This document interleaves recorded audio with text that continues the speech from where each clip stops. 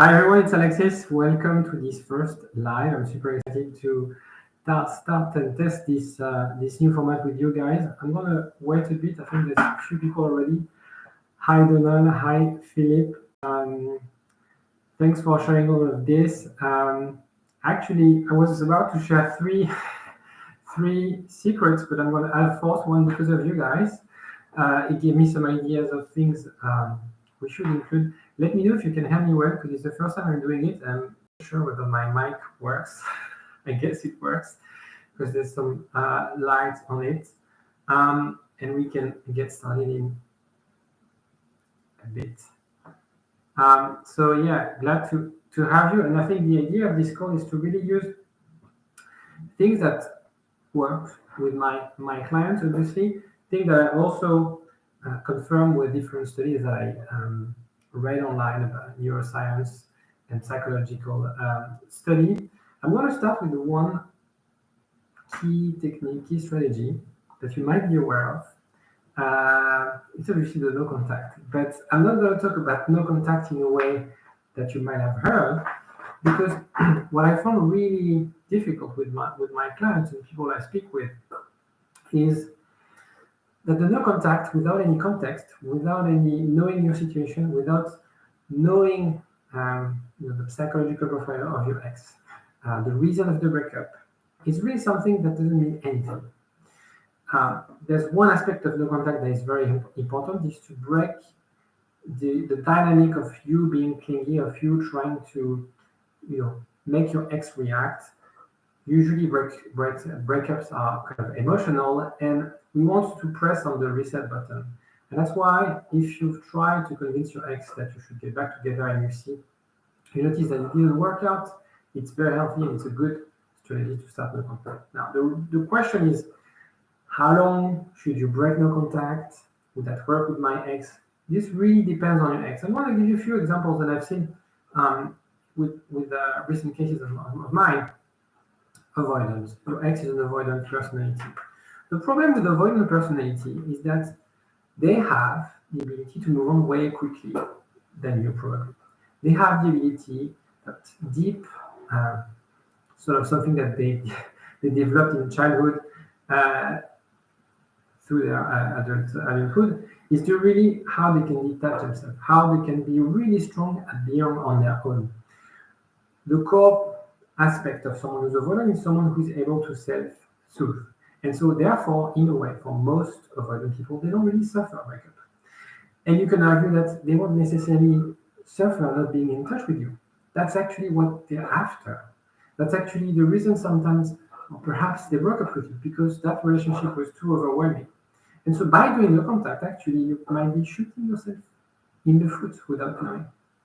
And so with avoidance, I would argue that yes, you need to press the reset button, because they felt it was overwhelming to be in that relationship. They felt they weren't ready to commit. They felt that they wanted that space and that freedom. Give them that freedom. But if you give them too much freedom, what they want to do is they want to sort of be used to being on their own and not being able to consider a second chance with you. I'm not saying that you should come, to their workplace with flowers or harass them with messages and stuff like that. But it's really about how you can test the water after a few weeks of no contact, just to make sure that avoiding person sees the opportunity to give you a second chance. I often say when I start my videos and I see that all additional people are joining, the thing you have to also ensure, if you want to get back with your ex, is whether your relationship is recoverable. It does make sense, but some people tend to disregard this because they are so focused on their feelings, so focused on what they had, and there's a bit of distortion, and we're going to talk about distortion after the second point, that they fail to recognize that actually their relationship was not really healthy, or they fail to recognize that their relationship was just one-sided. The no contact, and what I help my clients with, is to really how we can position ourselves in the best position to get our ex to realize that they should give you a second chance, that your relationship deserves a second chance. And so for an avoidance, it's okay to test the water, because that's at this moment in time, with that type of personality, it's the best move. With anxious people, With anxious people, the problem with anxious people is sometimes they tend to get to rebound way quickly because they're anxious and they crave for that connection. I think it's still relevant to do no contact, but be mindful that they might go into rebound quite quickly. It doesn't mean that it's over in terms of your relationship. As you know, rebound relationship, if it's a rebound relationship, are usually meant to collapse. So you have to be patient, but you have to be mindful that anxious people will try to find ways to connect emotionally with someone. They have potentially be affected by the breakup. They will have self-esteem that will really reduce after the breakup, and they will want to find strategies to cope with that, to boost their self-esteem, and they will want to do it with rebound relationships. So again, no contact, yes, it does work, but it's very different if you are dealing with an avoidant person, if you are dealing with an anxious person, if your ex has sort of narcissistic tendencies, if your ex, if the breakup was nasty, it really depends on the tone of the messages you sent after the breakup. It depends on what you said after the breakup.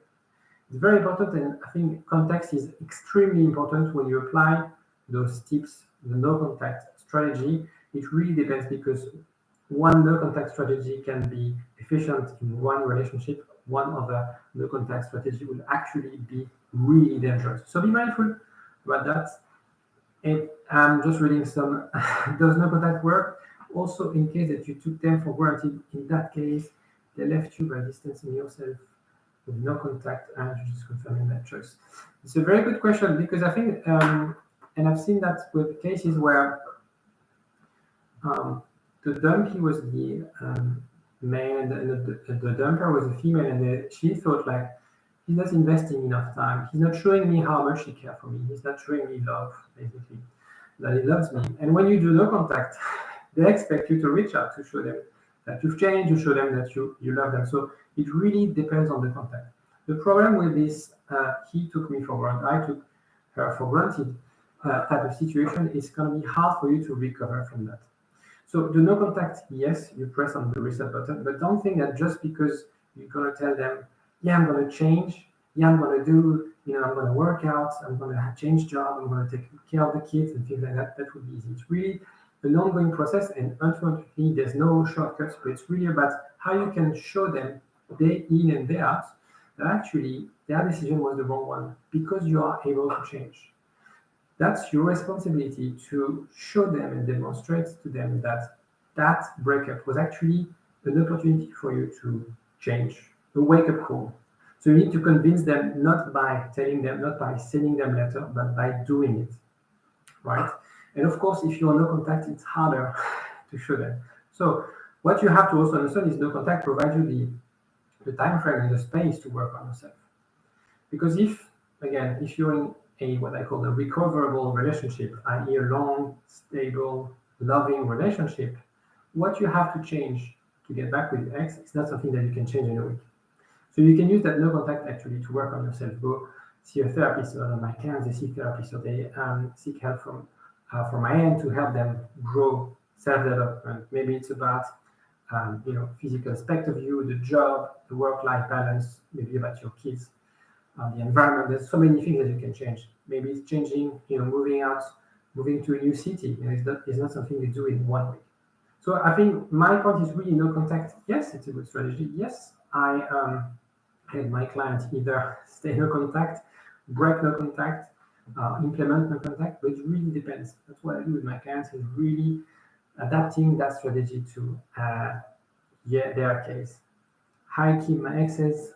He can't hear the bad stuff. With no contact really help him forget. I've really done one no contact and made worse, or arguing with him after the no contact. The problem is that if you do no contact and you argue after the no contact, actually that's my point number 3. So I'm going to address this point afterwards. But it's a very good question, because the thing is, the reason we do no contact is to really press on the reset button, and we want to come outside this no contact in a stronger position than before, right? I'm gonna actually take this note and park this question for the point number 3. The point number 2, the second strategy that I would recommend, or the mindset that I would recommend you to adopt, is to take your time. Again, I work with people who've been together for months, for years. Getting back with an ex requires time. Because the best way for you to convince them that they should give you a second chance, the best way you can convince them is that if they take the decision. And that decision process takes a bit of time. If you force things, if you try to manipulate the outcome, if you try to be someone you're not, you would basically create something that's not really healthy, sustainable. The best way to sell something to someone is that he or she buys it from you. It's exactly what you have to do with your ex. And therefore, it takes time. It takes time because it needs to be organic. You can't really, when I use this example sometimes, you can't, bake a cake or cook by, quicker if you increase the temperature in the oven. You're going to burn it. And so in relationship recovery, there's a certain amount of time that you need to accept.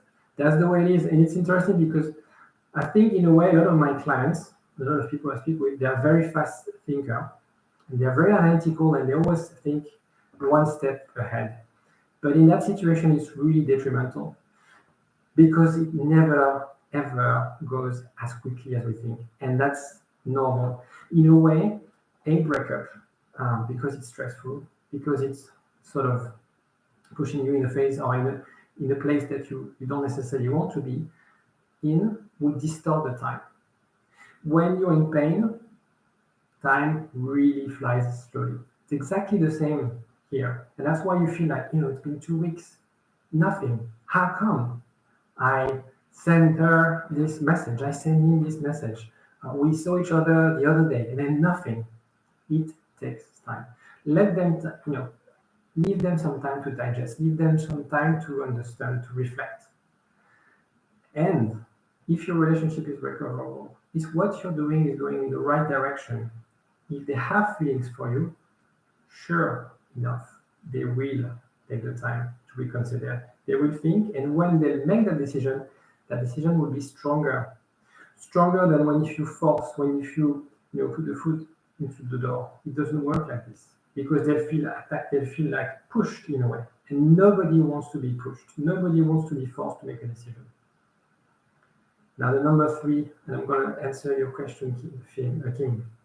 It's the fear. If you want, the number one thing that I see that is preventing people from getting back with their ex, again, we're talking about a recoverable relationship where you had feelings, relationship where you had future, where you had projects. The main thing that prevents people from getting back with their ex is the fear. Their fear of commitment, their fear of abandonment. If we're talking about attachment style, the fear that they're going to suffer, the fear that they are not listened, the fear that maybe what you told him in the relationship, he feels like I can't really unhear that. And those fears are unfortunately unconscious.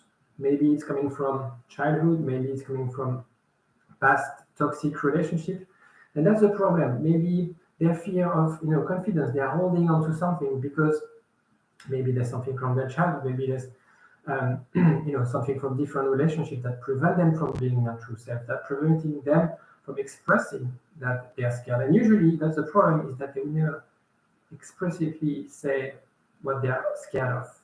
There would be, I don't feel I can do it. There would be, it's too much for me. But they never be able to put a word on emotions because usually people are not really good at dealing and reading emotions. So, of course, the best way in those cases for your ex to also learn about themselves, go through therapy, seek help from people, from professionals to really understand that thought process, that psychology. Why are they scared of? The problem you have in relationship, in life to some extent, is that our brain is hardwired to protect you from danger, but it's not hardwired for love. And so when there's a decision to be made, the brain will always say, let's stay safe. I had a case recently where his ex, he is convinced that they are meant to be together, and I feel they were madly in love. but there's something preventing her from doing so because she feels she associated the relationship with something difficult, with a lot of drama. And so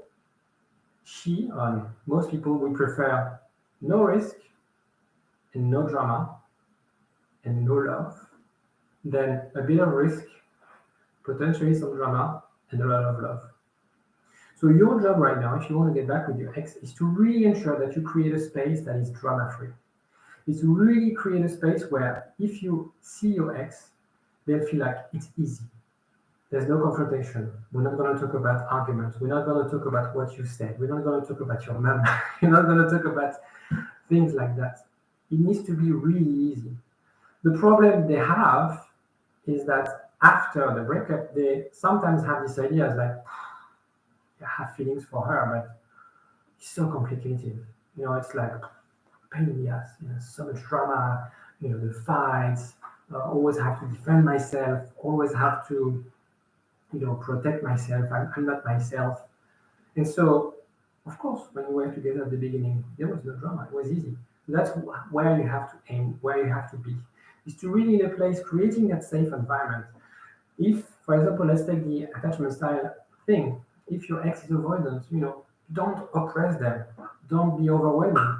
Make sure that you keep them at distance so they feel comfortable towards you. If they're anxious, reply to the message. Make sure that you show them that you care. Be comfortable with them, sharing some moment and some emotional connection together. So really try to connect and align with their fear and make sure that how you present yourself is the right way to address those fears. Is to basically telling them consciously and unconsciously, it is safe to be with me in that room. It is safe to be with me to have that date. For example, the time people think like, yeah, I need to go on the dinner with my ex, to win her back. But that sort of could be really dangerous because again, you're putting pressure. You're probably making them more, wow, that's more of a big deal. I'm not ready for that. I don't want to be dramatic. There's so much at stake. Going to a romantic dinner, what does that mean? I'm not sure I want you back. So I don't want to go. So keep it slowly, keep it from a low intensity and raising step by step. That's what I do with my clients is I always say like, let's do one step at a time. I can't tell you whether you're gonna get back together. But my job is to really get you from a position of where you are a bit confused and gain clarity step by step, day after day. Because there's no magic solution. As I mentioned, it's really about resetting the dynamic, working on yourself. Then working on yourself is a whole thing. Could be a 2 hours video. Working on yourself with a coach, psychologist, whoever, to help you out. Then it's really taking your time, not resassing on the past, projecting yourself into the future, managing the pain and anxiety. Again, if you need some help, do mindfulness, yoga, whatever, but really taking care of yourself and your mental health. And then the fear, how can you help them not being scared around it? Because that's probably the reason now they are holding on to getting back with you. Because that's also my point is that I'm not pushing them to get back with you.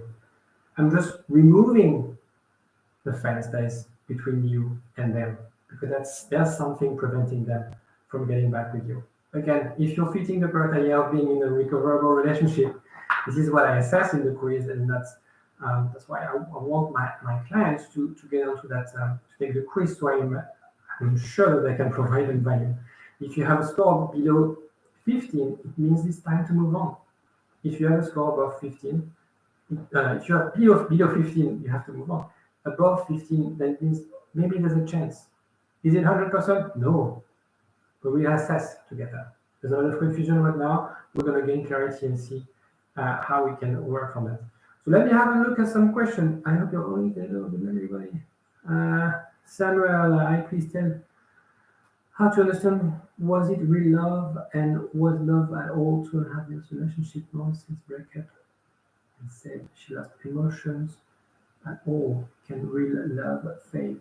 So if you've been in a 2.5 years relationship, There's been studies about that. Usually people think about the breakup like 30% of the relationship. So maybe she's been thinking about breaking up with you for 9 months, if my math are correct. So try. My advice would be to try to think of how you were and how she was 9 months ago. Maybe something happened. It's really important for you to understand whether it's something around the context, it's something around the emotions and the feelings. If it's around the context, you can change it. If it's about the feelings and emotion, you have to work harder, and you have to ensure that she has enough feeling to give you a second chance. But then it's sort of a bet, because also the problem most people I have in coaching is, and who want to get back to the ex, because I have a lot of people who are just who want therapy because they want to move on, which is another topic. But a lot of the time, I forgot my train of thought. A lot of the time, they're confused because they feel their ex loves them and they broke up with them, which is very frequent actually. Now, if she told you, I've lost emotion, I don't love you anymore, I want to move on, I want to end things, she could be lying.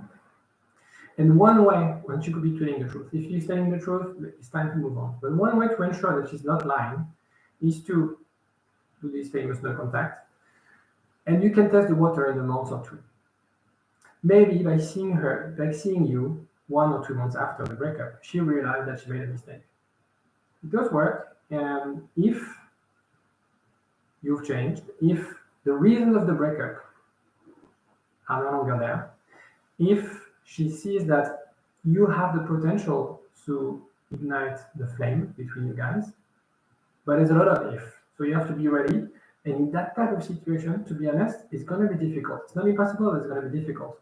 And I always hate to be the bearer of bad news, but that's my sort of style. I prefer to tell you upfront whether it's going to be difficult for you or whether it's going to be easy. It's never really easy, but for you, I think it's going to be hard, because if she had the honesty to tell you she lost feelings, it's going to be hard. So a lot of the time, I've seen that you have people telling you, I don't love you anymore.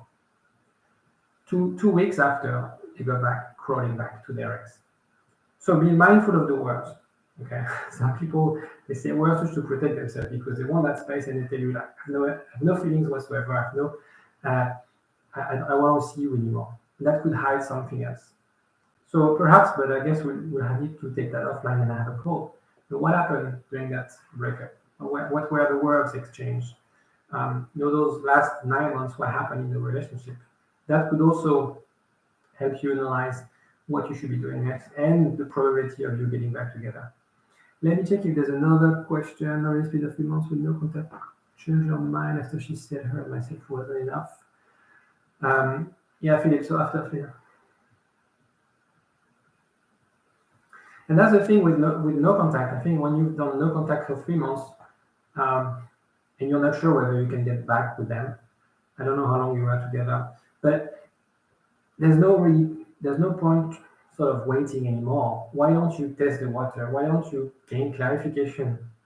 She could have changed her mind, or maybe she hasn't. But if she hasn't, it's time to move on, and you want to know whether you can move on or not. Because I think also very frequent case that I get is people are struggling to move on because they have this, it's not a fantasy, but they're really obsessed by the idea of getting back with the ex, which is natural because you want to get back with that time and that relationship that's provided you so much happiness. But if it's not the same for them, you're not going to be able to push that. You can perhaps look in the comment of my videos, some guru would manifest the love of your ex if you WhatsApp them, but unfortunately it doesn't work like that. The only thing you can do is to control what you could be doing. The no contact is a good thing, but if it doesn't provide you clarity, it's okay to test the water, see if actually there's a chance or not. If after 3 months of no contact, you message them without asking anything fancy, no apologizing, no I love you letter, nothing, something very easy, something very formal, not formal, something very casual, and they don't take the time to answer, then you could say to yourself, actually, not even respecting me enough to reply to my message after what we went through. I'm not asking on a date. I'm not asking, can you, do you want to take me back? I'm not asking him to marry me. I'm just checking in just to see, because we've been together and you're important in my life. That would be a strong sign that you should stop trying to fight for that. If that person doesn't even have the respect to reply to you. So be mindful with that. Sometimes you have to push a little bit to force the decision in a bit. I always say it's more about influencing, but for you, if you want to stop being anxious and being fixated with getting back with your ex and thinking how long should I stay in contact? She's gonna write me. Why don't you force it a little bit? Test the water. And I'm not talking about big gesture. I'm just saying that you just dip your toe into the water and see if it's really cold or if it's slightly warm. I'm going to take another question. Are avoidant more likely to make up for reason for breakup with defect from their personal issues? Yes. Avoidant people, they have a tendency to criticize and to see the flaws in their ex quite in their partner quite easily. Therefore, they have tried. There's this natural tendency to look at the flaws very quickly in the relationship after 6 months to 1 year. And therefore, a lot of avoidant people, that's the problem with avoidant people as well, is that they don't necessarily see that there's a problem with them. Because if you have this framework that it's always the other, and that their happiness is really seeking maximizing another relationship, like the grass is greener elsewhere, they'll never challenge themselves. They never think I'm the one who has any problem. Well, anxious people, they really get very much thinking about their inner self, introspection. They're going to reflect on their life. They're going to reflect on why, because they're really aware of their emotion and things like that. Avoidant people, they always find an excuse that it's not them. It's always the other. So yes, to your point, avoidant people sometimes they find it easy to blame that the problem is the other, because they're not aware of those mechanisms as well. They're not aware of they actually have a fear of commitment. They would say, "No, I'm not scared of being committed. I'm not scared of getting married. I want to have kids. I just don't want to. I just don't want to be with you more than. I just don't want to be with a partner more than 24 hours." And so they're not necessarily realizing it, but that's how it works. Another question. I'm not comfortable with text. It was too close to call and she blocked me, so don't know it. I did show her offering to adapt. But that's the tricky one, and that's why I don't do a lot of videos on text and messages. It really depends on the situation, and that's why I'm doing WhatsApp coaching, because sometimes we feel like we're okay. Actually, no longer than 5 minutes before I started the live, I have someone to craft a message, and he sent me a message like this, and I told him well, from my point of view, because I don't have any bias, I don't want to prove anything to X. I feel it's a bit too much. So maybe the tone of the message is hard. It's really, really hard to have a good view of the tone, whether it's the right one, whether we're too cold, we're too hot, we're too emotional, we're too distant. It's really tricky to master this skill. And so maybe, and there's the element of timing. Maybe it was too soon to write to her. Maybe she didn't expect this type of message, maybe the tone. And we're going back to that fear, especially with anxious people.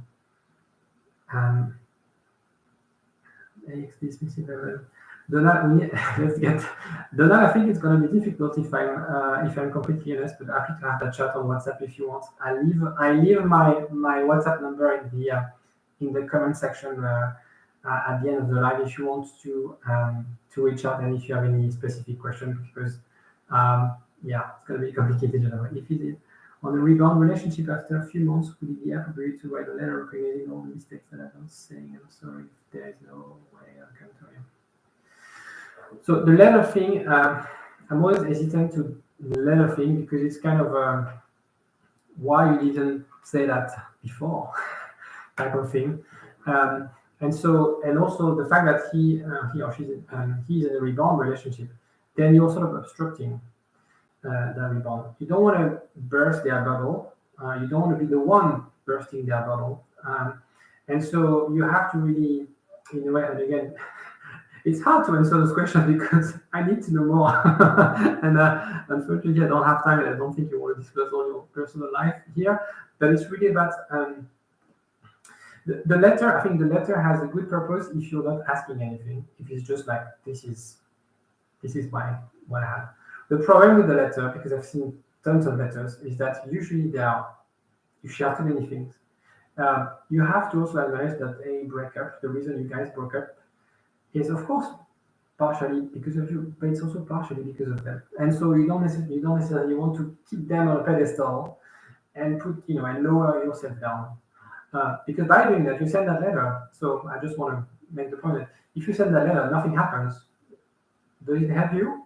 Do you feel better? If you think, that's the thing, if you think that by sending that letter, it will have a therapeutical value for you, to you, honestly, go ahead. But when you do, you should have zero expectation that this letter will have an impact on him or her. It may, but have zero expectation, because it may not. And especially if they are in a rebound, they feel like, well, I should have received that letter 6 months ago. When it's too late now, I've sort of changed my mind. Doesn't mean that it won't have an impact, because the way I also like the letter, because I like to plant seeds in people's mind or in ex's mind, because then they'll sort of nurture and decide. The problem with the letter is it's easy with the world, So find the right balance. If you feel it's going to help you heal and move on, and you feel like you have to get it out of your chest, go for it. If you think that by sending the letter you're going to get him back or increase your chance of getting back with him, I think you're wrong. That's my point. I would ask for anything. Yeah. So you're on the same page. And Kim, my ex, has blocked me on social media. He likes food of my family members.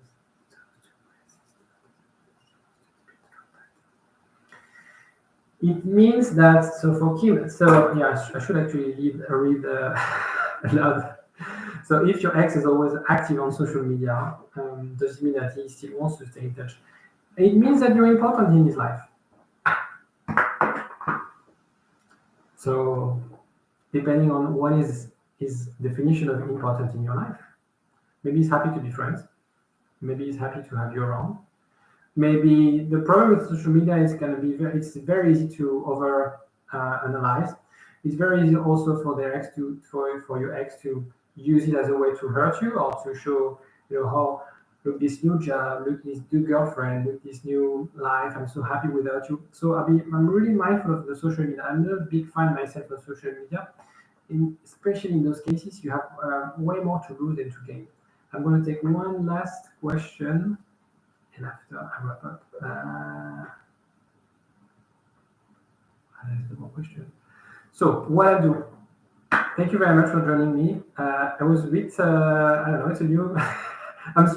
I'm challenging myself. I hope you like the format. If you did like the format, don't hesitate to like the video. And let me know in the comment section. It was a pleasure to have you around, longer than expected. I thought I would stay 15 minutes, but it's really enjoyable. So I might do it again. Let me know. And if you want to get in touch with me and have more questions, don't hesitate to WhatsApp me. If you're watching the replay and want to contribute to the conversation and also ask me questions, because it's too late, you're watching on replay, you can also find my contact details in the comment section, and you WhatsApp me and I'll get back to you. Just be mindful that as I'm answering those messages myself, I tend to have quite a few requests and I tend to reply to everyone, but bear with me if I'm not answering right away. I'll be replying to you, but I need a bit of time sometimes, especially if I have clients and I'm on calls. I prefer to speak with my client and then take my answer my WhatsApp. Take care of yourself. I hope you have a great end of the week, and I'll see you on Saturday for the next video. Bye bye.